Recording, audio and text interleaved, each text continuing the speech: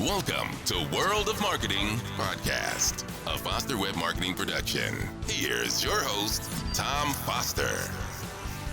Hey everybody, it's Tom Foster in the world of marketing, and here I am with my good buddy, Michael Monteforte. How are you, Michael? Good, my friend. Always good to talk to you. And you as well, and I wanted to pass on this compliment.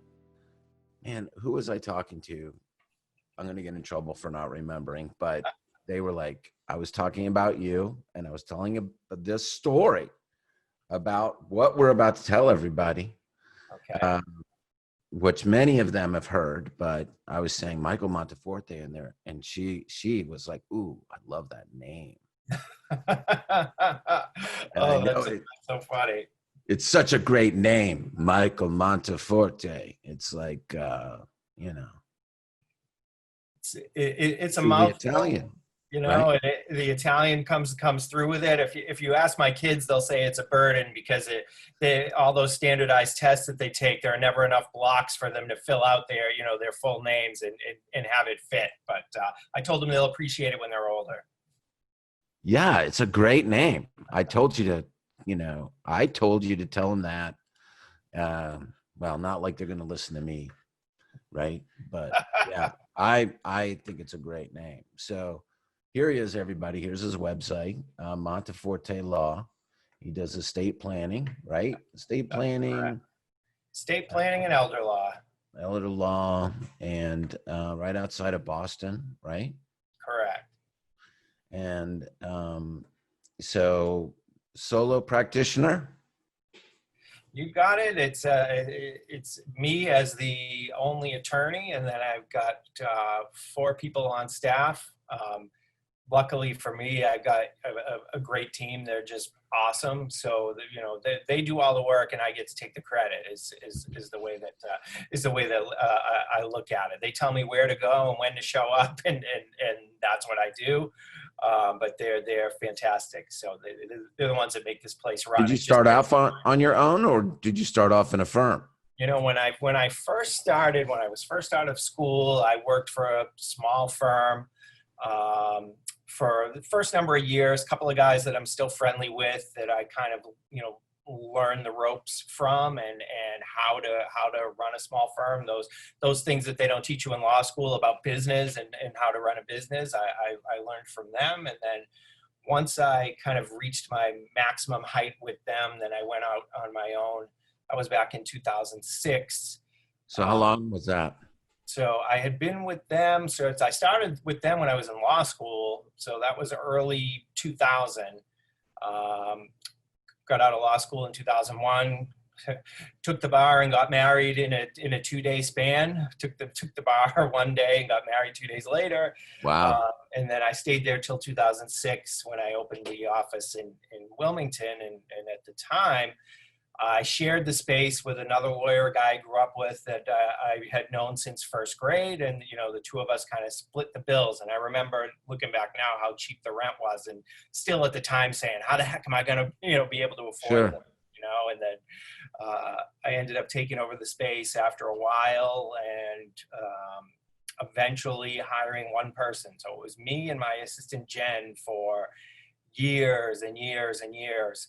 And then I'd say it was back in maybe 2018 when I started with you guys. And so wait a minute. So that was 2006 when you went on your own? Yep. And then you found us in 2018. That's a long time. It sure is, And so so what kind of marketing did you do in between? I'll tell you, back then it was very little. I did. So how did you get clients? It was mostly through word of mouth referrals. I'm as you mentioned, I'm outside of Boston in Wilmington, Mass. It's a small town. My kids are involved with sports and the public schools in Wilmington, and so I got a lot of word of mouth referrals. At the time, I was doing a little bit of everything, so I hadn't specialized. And by the way, there's nothing wrong with that at all.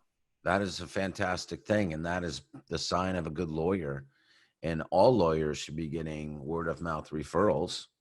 You know, from their friends and family and past clients, and they should be nurturing those referrals. And that's part of what we're going to be talking about here today is how you do that even better now. But yes, yeah, go ahead. absolutely.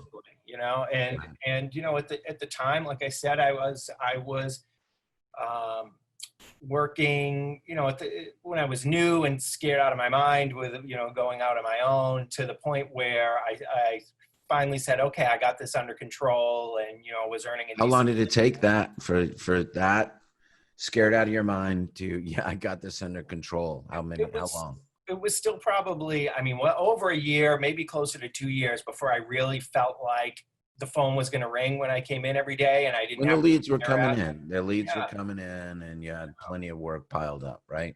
absolutely. And that's when I kind of got to the point where I realized I needed a little bit of help, that, you know, there weren't enough hours in the day for me to deal with the leads and, you know, still type my own letters and my own envelopes and things like Right. that. So, you know, I ended up hiring Jen, who's been with me the longest. Her daughter and my daughter have been friends since preschool.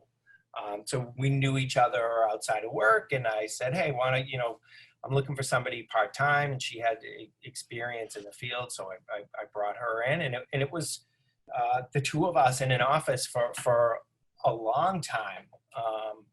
You know, to the point where, like I said, I wasn't doing much marketing.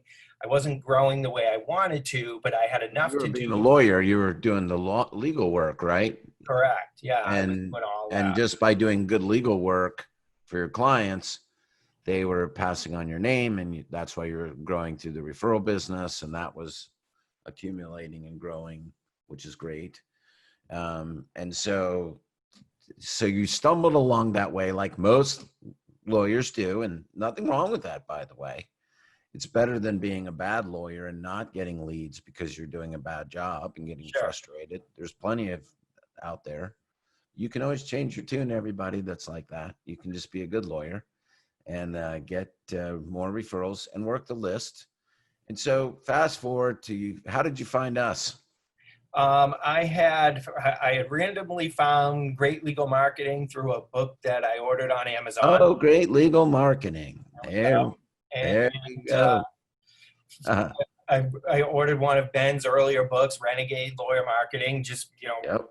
randomly. I read it and said, I'm going to give this a You go. found it on Amazon, huh? I did. Yeah. Great. And you know, I got on their list, and they started sending me reports and things like that. And, you know, it piqued my interest, and said, okay, you know, I had been doing well, but basically staying the same for the years before that. I wasn't seeing the growth that I wanted, and said, let me give this a try. And it was through them, through their first annual conference that I had attended, you know, a couple of years ago, is where I met you guys. And I came out of that with some marching orders, one of which was to get you guys into my website and you know, redo the thing for me. It was priority one when I left there. Yeah, that was cool.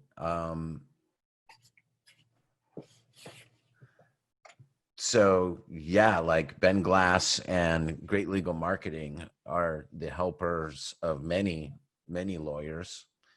And they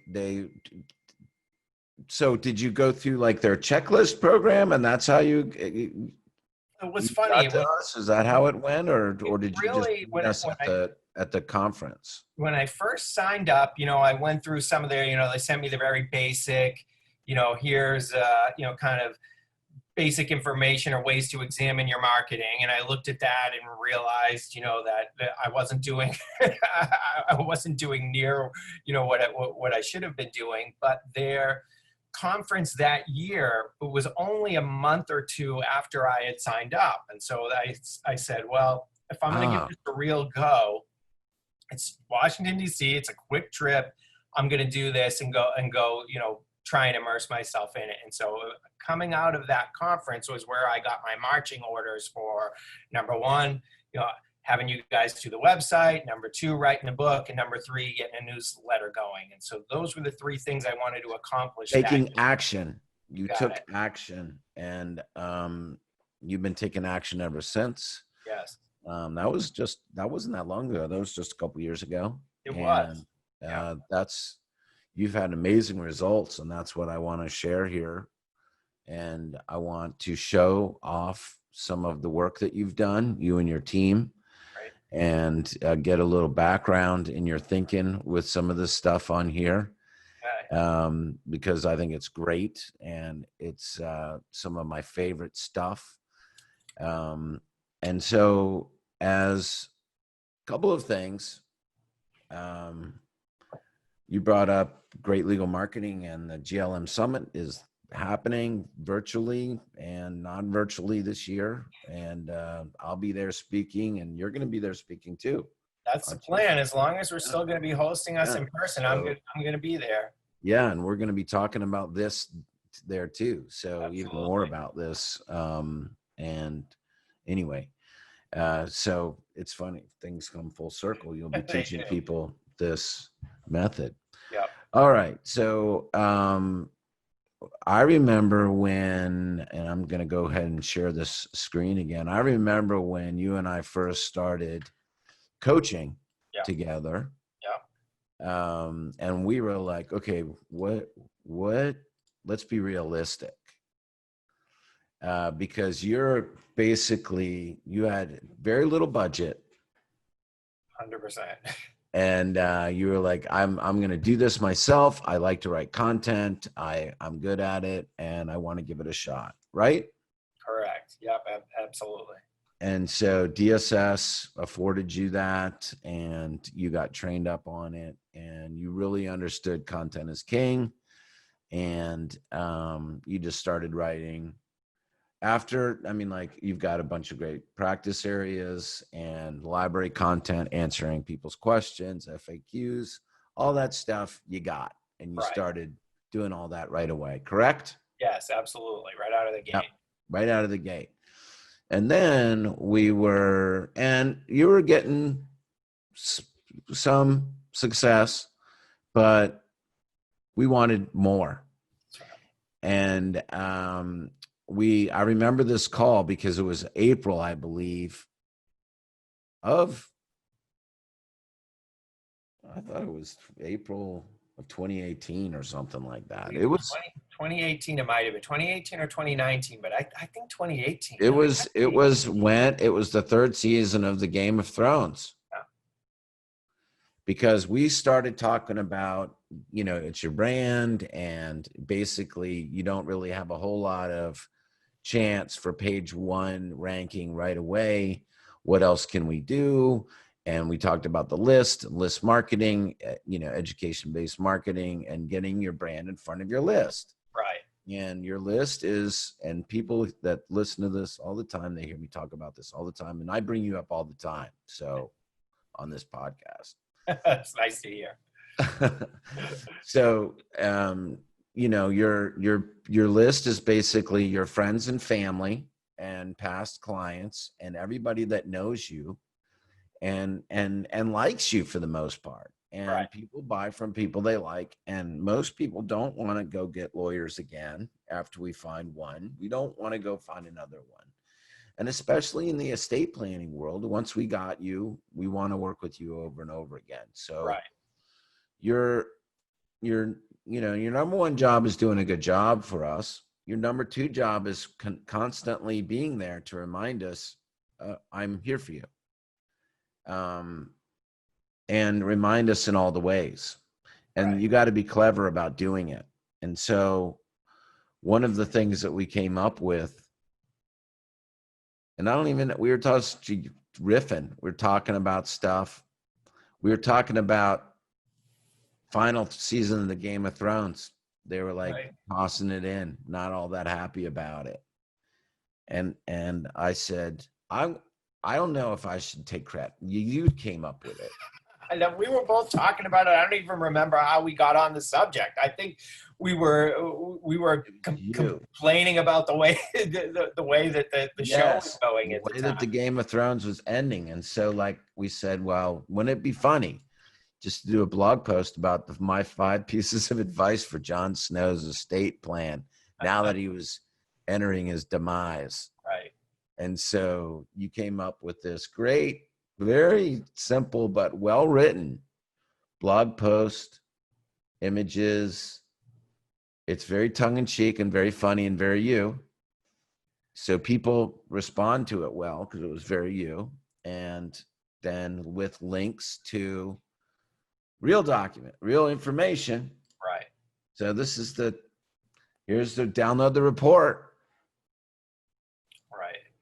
And looking at it now, I'm looking at it now saying, geez, I would change 5 different things about it. But this is the first one that you did. Yeah. And so this is an example of taking what pop culture people are interested in right now that people are talking about.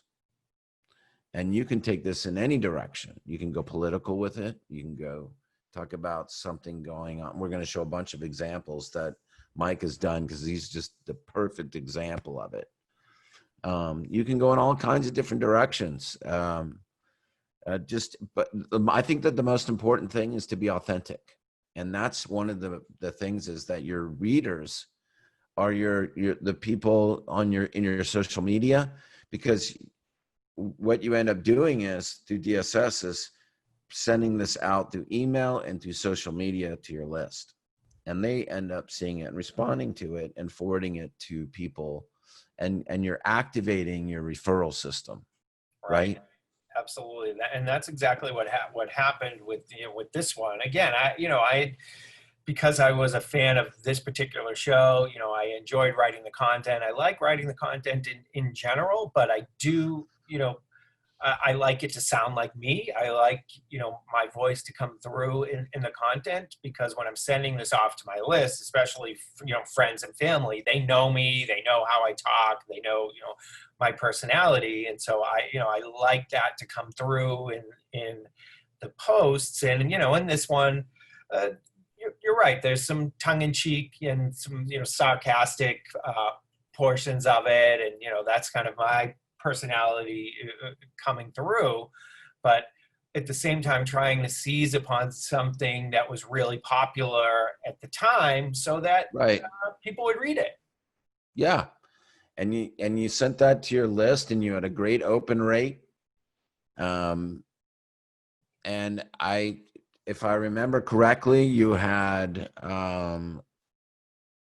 2 immediate estate plan orders, or how do you want to call them? I don't want to speak for you about. No, absolutely. So no, we had 2 clients that hired us, just after reading that and letting that post lead them into download of one of the free reports. And, the week later, 2 different clients hired us for their estate plans, and both of them told me that they had received forwarded copies of that post from other friends of mine, and just were drawn in by it, and then once they were in with that post, leading them from there to the download of the real information, the written reports, was enough for them to jump in with us right away. So there were 2 right away from it. And then, there were others even further down the road that,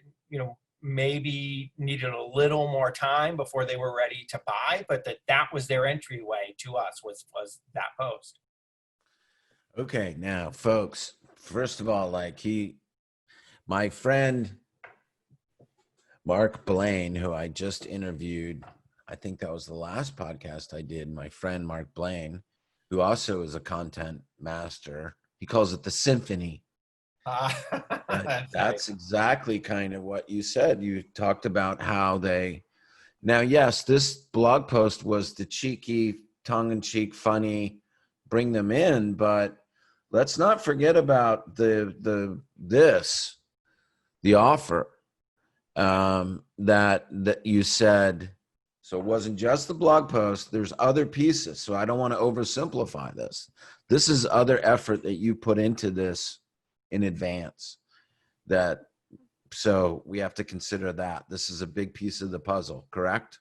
Yeah, absolutely. You know, the funny stuff, the tongue-in-cheek stuff is, you know, designed to get them to actually open the email and read it, or look at the social media post and read it, instead of passing by it for the next 100 things that are in their inbox. But if Right. you stop there and there's no call to action or nothing for them to do, then wow, they read a great funny post, and then they're just going to move on to something else, the next thing that comes in their inbox. So, you know, having that piece there as the door to get them in and to funnel them into, into our whole marketing process, we And had to then the have something campaigns, ready, you know. right? The email campaigns that follow up after this.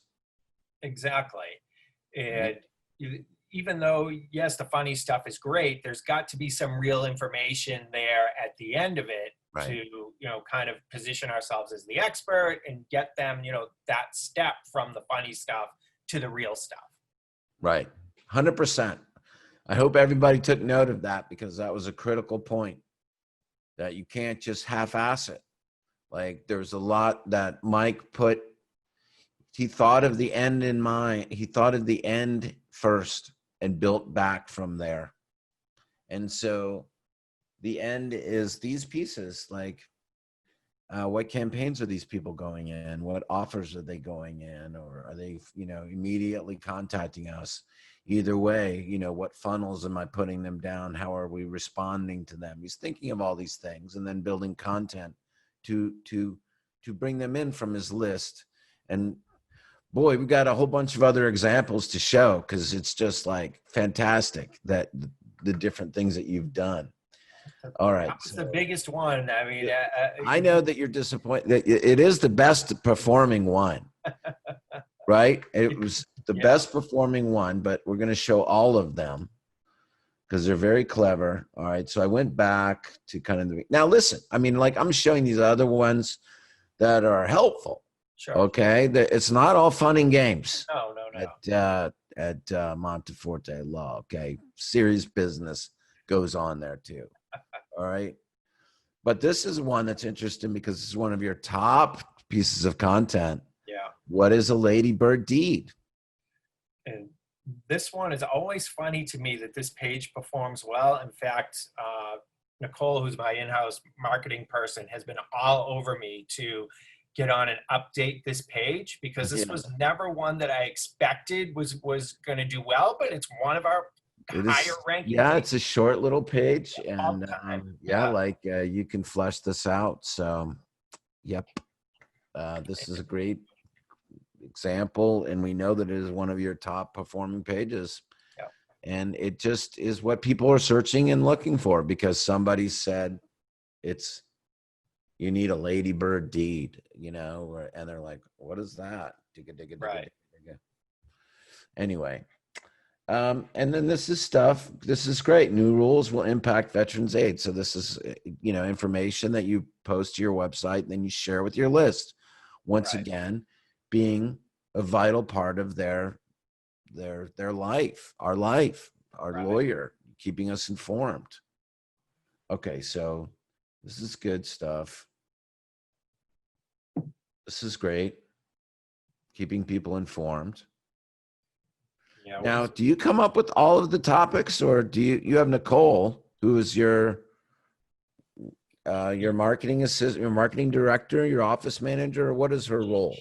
She's the marketing director. So some of the topics I come up with, if she sees something interesting that she thinks would make a good post, she'll bring it to me as well. And then we've turned it into kind of a firm-wide thing here at my office, where I'm asking the other employees to come to me with anything that they find that they think might be interesting, or that I could put an estate planning twist on and make a post about. So, a lot of these are from me, but a lot from Nicole as well. And then even the other employees at the office have started to get into it too. See, I can remember some of these personally because you and I had conversations about them.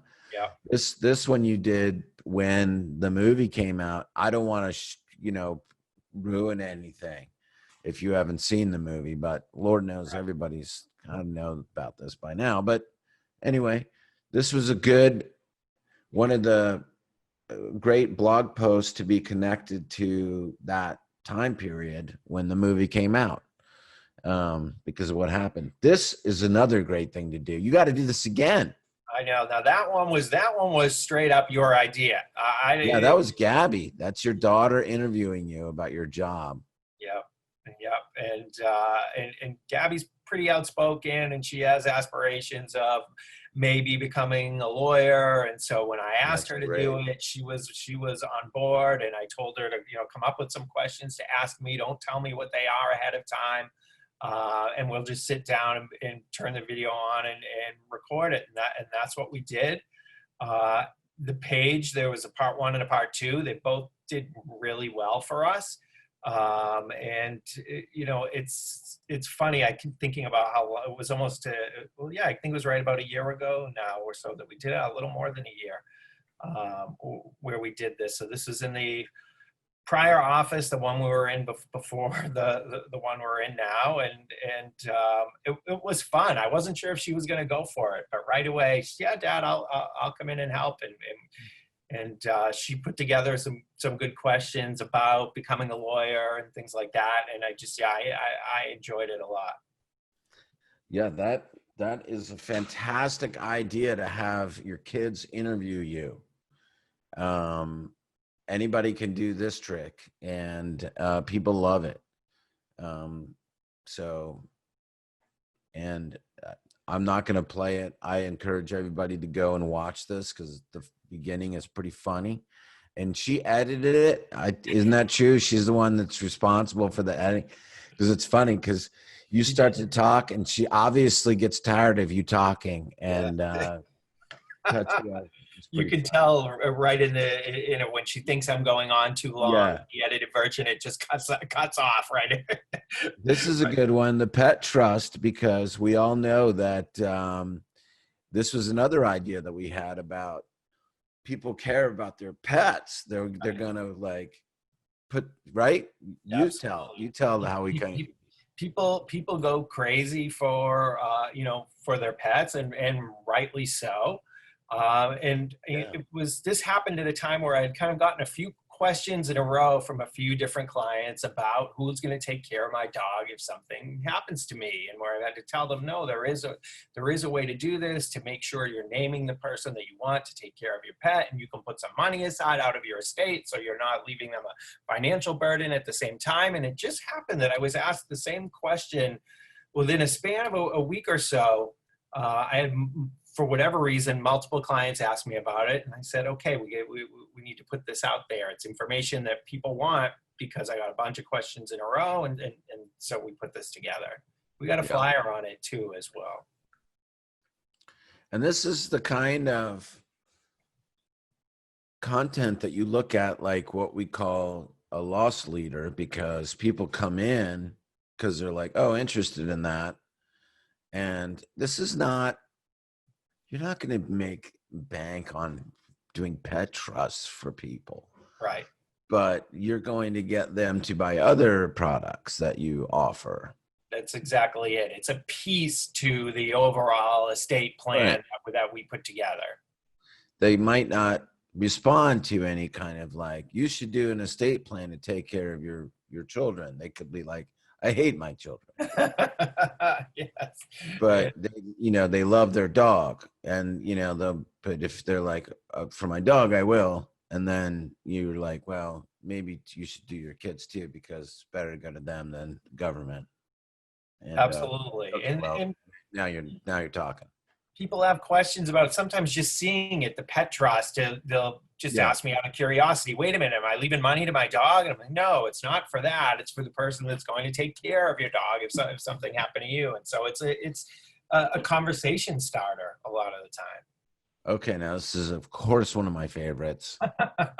Although it's a tragic, sad thing that our man, we both love Rick Ocasek and his music, The Cars. Definitely. But tragic that he passed away. But this was a fantastic post. This one was fun to write because I was channeling my Yeah. younger self back in those days and waiting for this stuff to come on the radio. Before the age of playing any song you want anytime you want. You had to Yeah, wait. you'd sit Catch there a in video. MTV. I mean, they owned MTV. Like these videos were on. This video was on like every fifth video. Yeah, yeah, and it was cutting edge at the time. Their videos were innovative. So you could be like, what does this have to do with anything? Like, what does it matter to you guys? Well, there was like, here's the point of this is like, there's three reasons. Paulina, they divorced, right? Yes. But, and she took care of him till he died, but didn't he leave her out of everything? She took care of him, but he didn't leave her anything. No one seems to know whether that was intentional or not, whether he had intended to go back and add her to as a beneficiary, but he never did. And again, she took care of him till the end. Yeah, And, kids. um, Yeah, so So I kind of seized on this as a way of saying, look, this is why you need to update this stuff. You can't do your plan, throw it in the drawer, and never look at it again. You have to update it as things change in your lives, because everybody, that was familiar with the situation seemed to think he had planned to add her back in, but just never got around to it. yep. So good stuff. Anyway, this was one of your top articles for like a quarter, I remember. Yeah. And you want to promote these through your, you want to promote them to your list. Sure. Come up through search, but also your list is the one is of your friends and family and past clients are going to be like, oh, I get it. And they might be like, well, that's true. I should probably do something. And it's because we have a common, enjoyment of Rick the Cars music, or it brings me back now. That's it. It was a little bit of nostalgia, Yeah, and exactly. you know what I mean? So people that are clients that are my age remember those days and the way the music was, and it was a way to kind of rewind time for a few minutes while I wrote the thing. So it was fun to write, but it resonated with people because they remembered, that time. And again, waiting for this stuff to show up on the radio, because that was the only way you could hear your favorite songs back then.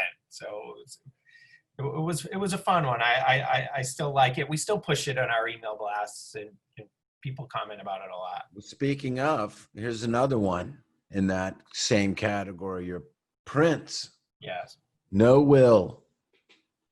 Yeah. No will. Crazy to me. I can't understand how people that are smart and have money like he did could let something like that happen. His estate is still a disaster, still a mess. Yes. So the point is that anyone, especially estate planners, but you can do this with any practice area, but in this particular example of estate planners, where celebrities especially, pass away, because they do all the time. Every day you can read about it, right. Sadly. But what was their will like? What was their estate like? It's usually a mess. A lot of times it is. And so this is, a warning saying, yeah, you might not be rich like Prince, but you can leave that same mess behind for your kids or your family if you don't put a plan in place. So, and you did this when they launched the new Star Wars, right? I did. They were, the Mandalorian was coming out, and isn't this also when you went down there? Yeah, this is in Florida. These pictures are from the Florida trip years ago when my kids were doing the Star Wars Land thing way back then. But the revival with the newer movies, and then the series The Mandalorian coming out. There was a lot of renewed interest in it, and I'm a Star Wars nut, so I had this one kicking around in my head for a while. So there you go, man. This is another example of fantastic how to connect the dots. And Nicole did most of these pictures, so I did the writing, but she went around to find the cool pictures to put in that and one. Of course, Grey's Anatomy. Oh God. Okay, so another top producer of Traffic, the Grey's Anatomy, that Michael did not want to do, but I did not. was it Nicole that came to you and said we should do this one? It was Nicole's idea. It pains me to say that this page did very, very well because I hate the show. My wife Jill and my daughter Gabby love it. They watch reruns. They will watch it on Netflix. If I go walk in the door at any given time, they're watching episodes that they've seen 100 times in a row. And me and my son Mike will sit there and say, "Oh my God, what's going to happen now? Did a UFO land on the hospital? What is it?" Because the most improbable stuff on Earth always seems to happen on that show. And Nicole came to me and said, "I watched an episode yesterday where somebody, passed away. There was, their estate was going to be left to the wrong person. And I think we need to write about this." And I resisted immediately because I said, "I hate that show. I don't want to talk about it." But then I figured, well, if I write it, again, coming from me, from my point of view, and I'm clear with people that, hey, I hate this show. It's so funny. I know. That's how you open it. That I wrote it. That was the only way I was willing to do it, is if I communicated quickly, how I feel about it and how much I hate it. So you can see it there. And That's then so I funny. get into the real, the points about the estate planning stuff, and I go into it. But I had to make it up front that, this show drives me bananas. But it did well. But it worked out well for you, right? I'm in the minority of the people that don't like this show, I guess, because the post did fantastic. And yes. All right. And so I think that the last one, well, Mandalorian, Baby Yoda. There he is. Yes, everybody loves Baby Yoda.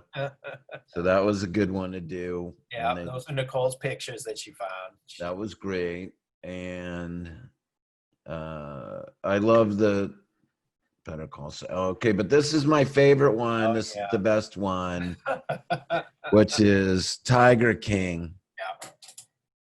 Tiger King. And this is another very successful campaign, correct? This one did very, very well. I mean, just, from watching the series, what a train wreck it is. And, yeah, it was impossible to not talk about because it was so fascinating. And again, Nicole went around and found these pictures. I did the writing, but this one was really an easy one to write because there was so many things to pick on about the crazy. Yeah, they just write themselves. So great job. And then you created the email that which was very well done as well. Can I take a peek? Can I show them the email? Yeah, of course. So let's go. Tiger King. So here is what the email looks like. With the great header here, and it's very funny. I think the subject is Tiger King. Am I right? Like everybody, even if you didn't watch the show, you knew what the hell we were talking about when you said Tiger King. You're like, oh, that is that crazy shit. Yeah. And so, and it was at the beginning of the quarantine. It was kind of when everybody was like, we get to stay home and watch TV. Right. before everybody was like, holy God, can we stop staying home watching TV? Right. It was early on, so people were binge watching this thing like Yeah, crazy. yeah. That's exactly what I did. Right. Me and my family binge watched it, and So yeah, this is a very well done email, and it just shows the email is just a teaser to go to the content. The content is doing all the work, and you're leading them into pages that actually do things. right. And what was good about this one is that um, this has been in the news since then for different things, which provides us with a great opportunity to go back and update these things and push them again, because now we've added to it or based on something new in the news, because this guy can't get out of the news for one reason or another. So Yeah, and then Carol Baskins too, and like that like the will wasn't validated or whatever going on. yeah, the They're gonna husband's will, and redo that, and somebody stole it, and so we wrote an update about that part of it, and there was a forged will that they said their yeah. never actually signed. So we talked about that too. So it gave us a way to go and revive this thing and use it again. So, well, first, thank you so much for sharing with everybody kind of like and we're going to talk more about this at the summit, but really, it's really just your dedication to finding good content that's interesting for people beyond the, the how-tos or the I guess the technical aspects of estate planning. You make it fun, and you turn everyday occurrences into lessons learned for estate planning, if you will. So Right. It was one of those great things. work. Like, I think it was Gabby that said to me, what I do is boring. She might want to be a lawyer, but doesn't know if she wants to do what I do because what I do is boring. And I said, I have to make this interesting for people to make them want to read it. If I'm giving them just the nuts and bolts and technical stuff about wills and trusts, That's why we hire you. We don't want to know. We want to exactly. know the answers to our questions. And it's no different than really, like SEO or whatever. You don't really want to know. I mean, like I don't really want to know. I'm sure some people do. I don't really want to know how my car works. Right. Some people do. Great. I don't. Okay. I'm happy to pay somebody else to make my car work when it doesn't work. You know what I Sure. mean? Yep. That's true of and same thing with lawyers. Like, I don't know how to write my own estate plan and will and have it be right and 100% and all that stuff and feel confident about it. And I don't know the nomenclature, and I don't know how to do all that stuff. And that's why lawyers exist. And that's why, anyway, and the point is that you want to make that it's not about the features. And those are kind of the features of the law, like your practice areas and the thing. Those are kind of the features of the law. The benefits are you. The benefits are working for you. You are the flavor of the law. And so, when people work with a certain lawyer, generally they like them, and the rule is that people work with people they like, and you Right. want to maintain that relationship over and over again. And so you want to spice up that referral, which is what you do very well. So great job, Michael. Thank you, my friend. That means a lot coming from you. Thank you. And of course, if you are looking to refer any estate planning business, Michael is open to referrals, of course. And he also is a student of marketing and very entrepreneurial, and enjoys talking to other lawyers about their own marketing efforts, and would certainly enjoy talking to you. So if you'd like to send him an email to set up an appointment, Mike, you want to tell him your email? You got it. My email is Mike, M-I-K-E, at montefortelaw.com, MONTEFORTELAW, Mike at montefortelaw.com. I love to talk about this stuff. So absolutely, anybody can drop me a line. All right, man. Well, thank you so much for being a guest on the World of Marketing. And I will be talking to you soon because I meet with Mike every month. I get the pleasure of talking to Mike every month, and we get to coach and mastermind and do mindset stuff and laugh. And we're even talking about cooler stuff now. Yep. So yep. I always we'll have to update people about what comes about from that stuff. All right. Sounds good. Okay. You hold on. Okay, everybody. Thank you so much. Who am I waving to anybody when I do that? I always do that. I do it. Okay, everybody. Thank you so much. This is Tom Foster and Michael Monteforte on the World of Marketing. You take care and stay safe.